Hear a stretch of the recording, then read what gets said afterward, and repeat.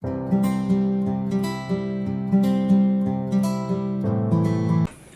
to AETCM, the Emergency Medicine Channel. Today I'll be presenting a case of a 60 years old male who presented to ER with alleged history of fall from ladder at around 7 feet height, following a high voltage electrocution from 11 kV line with a steel rod while he was plucking fruits. And he was thrown on the ground with loss of consciousness. The event was not witnessed by anyone. On initial 10-second assessment, the patient was conscious and oriented and was obeying commands. The cervical collar was applied. On primary assessment, airway was patent, no pooling of secretions or gurgling sound. He is able to complete full sentences. Breathing was bilaterally equal chest movements with air entry bilaterally equal. No added sounds. Saturation of 98% on room air and respiratory rate of 22 per minute. Circulation heart rate of 98 per minute with a BP of 160 millimeters of mercury. All the peripheral pulses were felt and equal, and also cardiac monitor was attached with continuous monitoring. Disability GCS E4 V5 M6 with pupils equal and reacting to light, moving all four limbs with no sensory deficits. Exposure temperature was 97 degree Fahrenheit. Pain score was 5 out of 10 and we gave injection paracetamol 1 gram IV stat.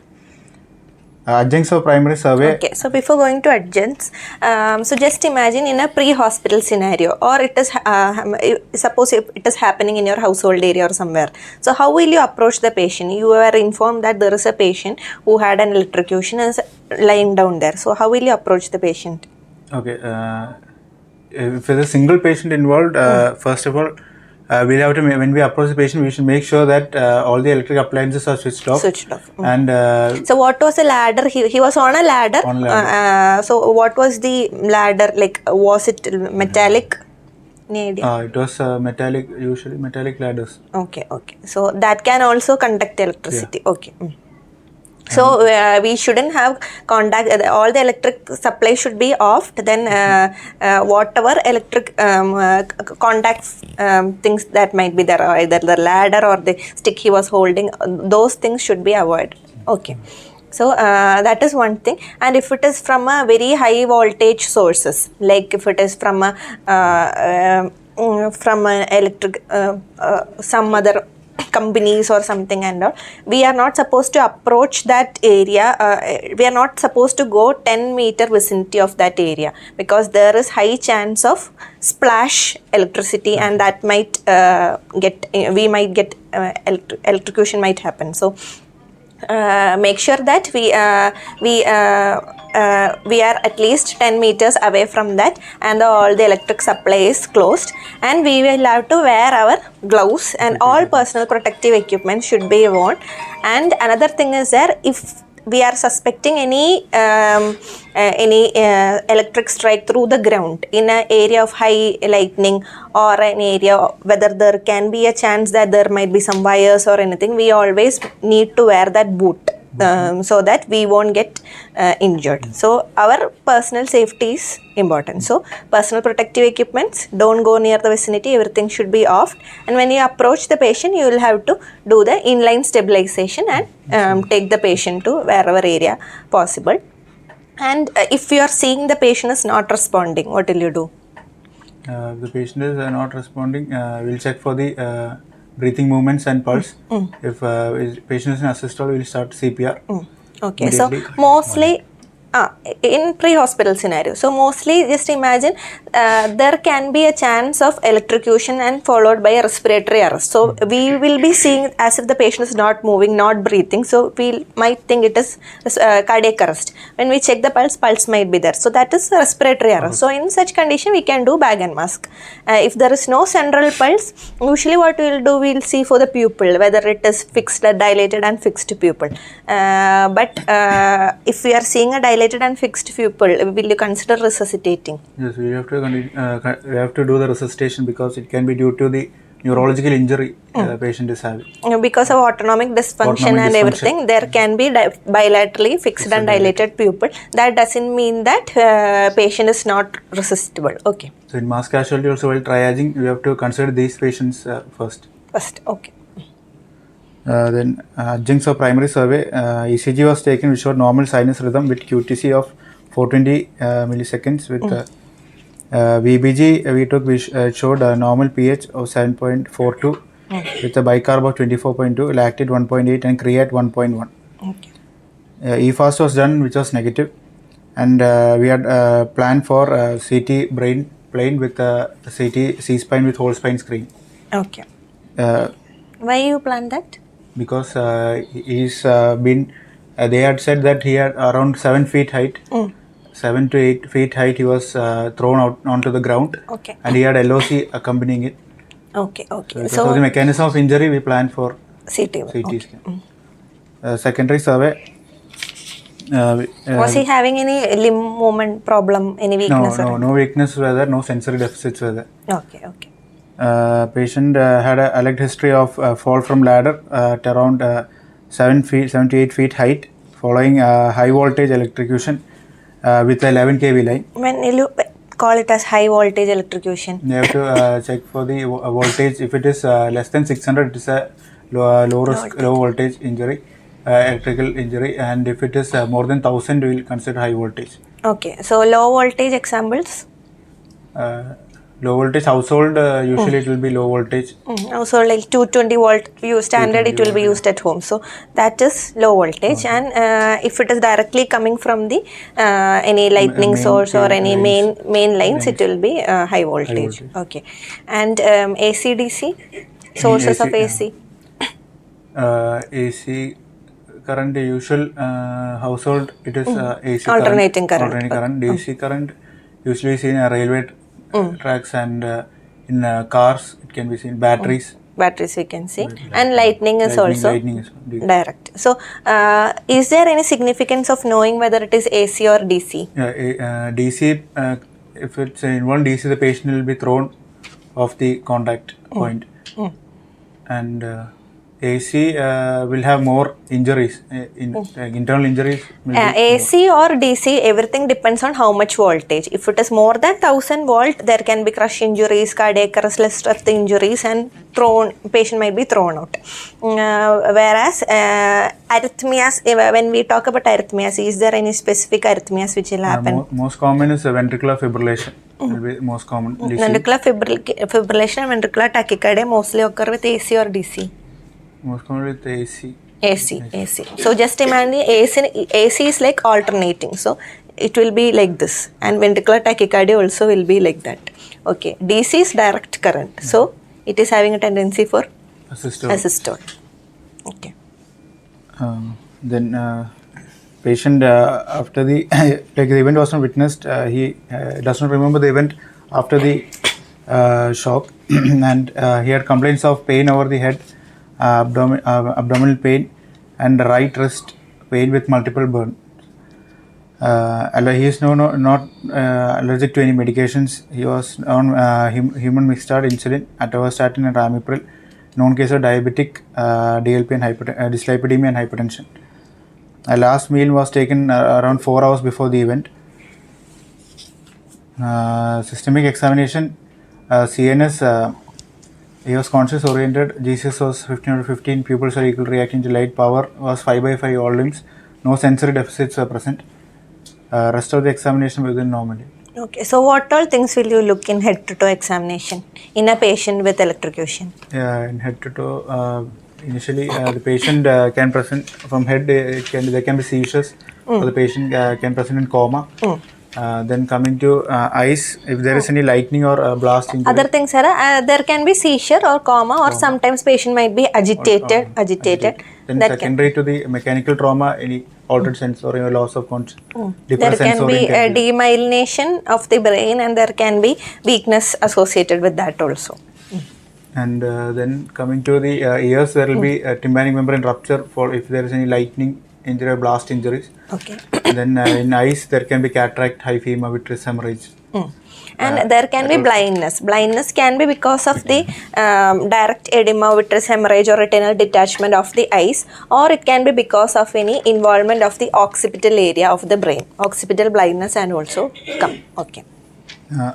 Then oral injuries, there can be like kissing type of burns, mostly commonly seen in children.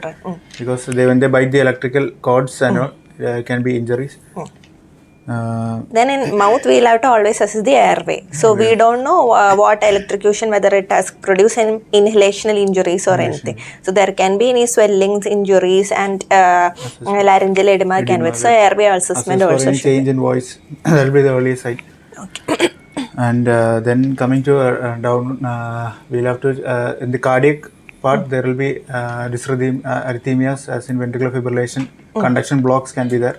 Then QTC prolongation can be the early change. Okay. atrial fibrillations and all that. Then chest, there can be sudden respiratory paralysis. Either diaphragmatic paralysis can occur or respiratory center involvement can occur. Spine.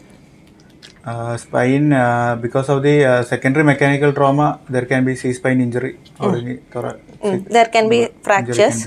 Then there can be vasospasms of the spinal blood vessels, and there can be demyelination changes, like patient might present with quadriparesis or paraparesis, like that it can be there. And peripheral nervous system. Peripheral nervous system, there can be sensory motor deficits, patchy deficits can be there. And also there can be memory disturbances also. And autonomic dysfunction. So we have already mentioned about the pupil changes and all. Similarly, patient can go into tachycardia, bradycardia, hypertension. This can also happen. Then skin. There can be burns can be there, superficial or partial burns. So what kind? So skin, is it having a resistance to electrocution or not?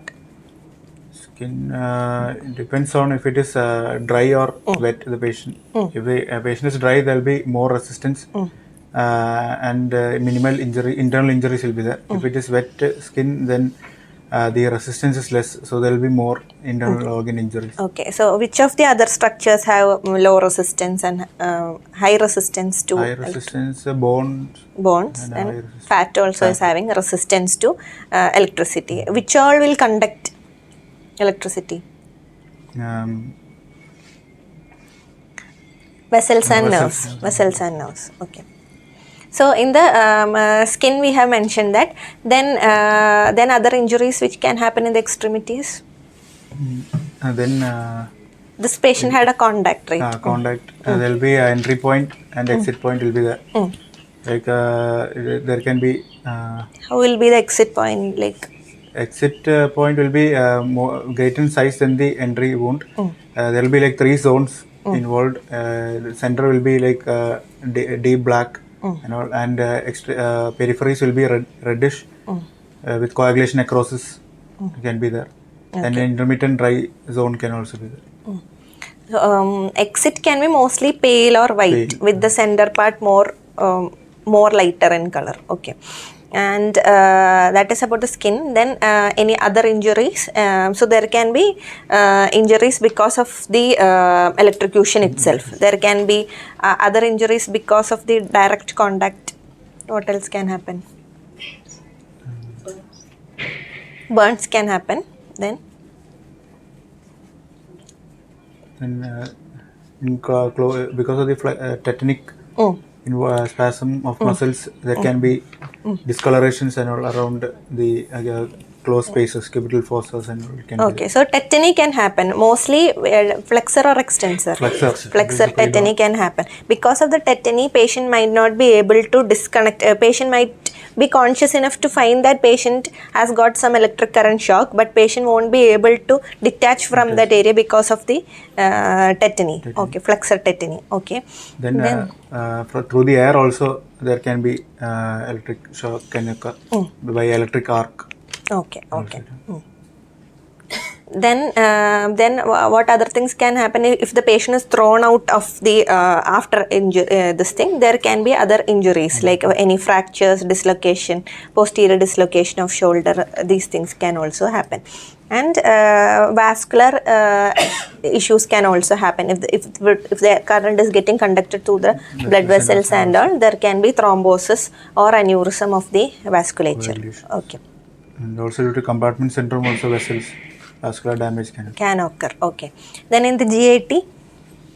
In GIT, mainly there will be like symptoms similar to mesenteric ischemia because of the same mechanism of the vascular thrombosis. Aneurysm, direct coagulation injuries. Then there can also be perforation or any abdominal infections can also. Okay, okay. So this much manifestations you need to examine in a head-to-toe examinations. Okay. Then kidney can be also affected secondarily if there is any muscle injury leading to rhabdomyolysis. Rhabdomyolysis. Okay, okay.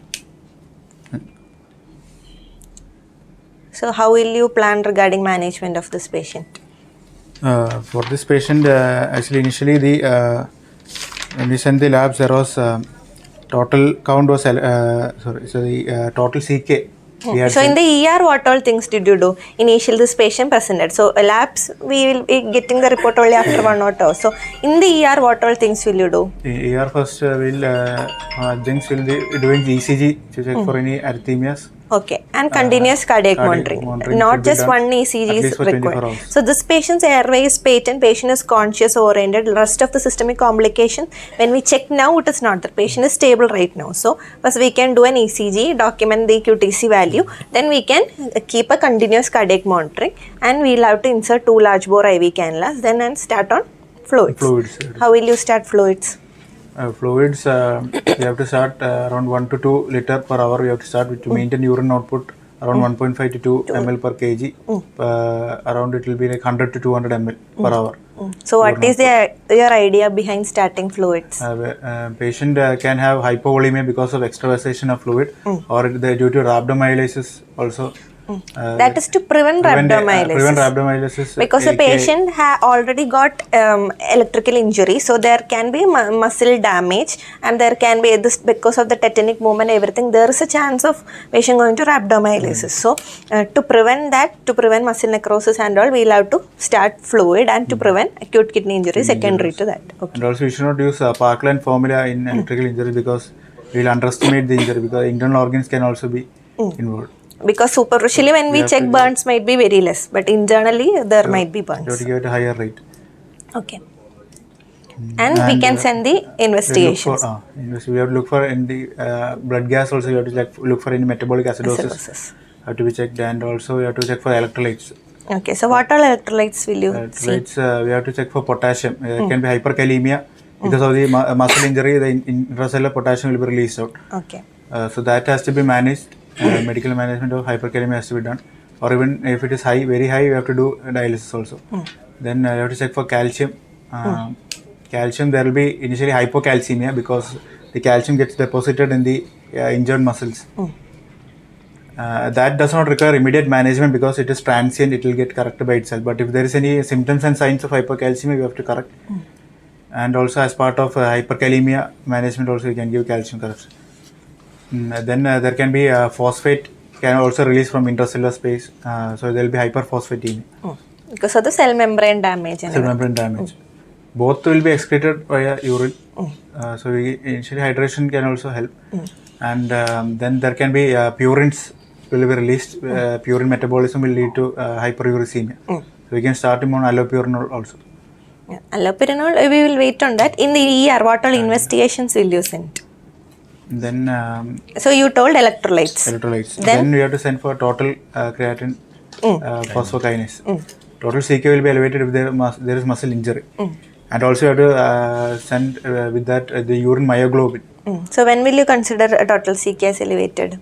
Total CK, if it is more than 1000, we can say if more than 5000 is more significant. More than 5000 is severe. More than 400, we should anticipate rhabdomyolysis. Okay. For this patient, it was CK was total CK was 1550 initially. Then it rose to 3433. Okay. So this patient was going in for rhabdomyolysis, but urine myoglobin was negative. Okay. Other electrolytes? Then potassium was 4.6, calcium was 9.13, corrected calcium, and phosphate was 1.5. There was decrease in phosphate. Okay.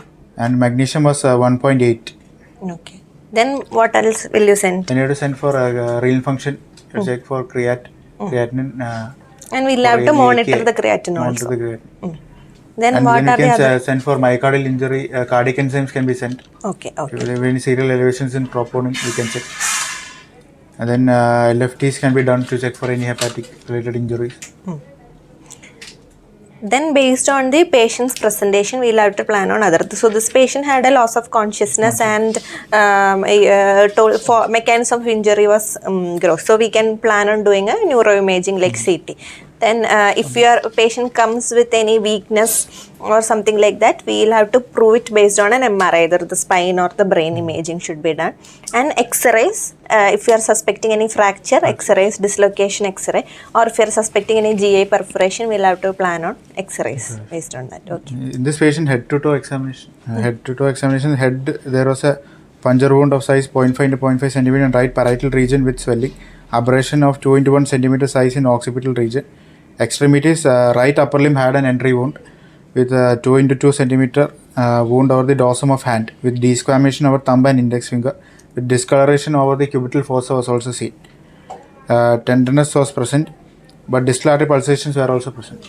Was there any neurological movement was okay? Passive movement, initially it was no exaggeration of pain was it. Any sensory problem? Sensory was also normal. Normal. So there is chance for ulnar nerve or distal ulnar or radial or median nerve injuries. Okay. Then left upper limb also had desquamation and raw surfaces were seen over the left index finger.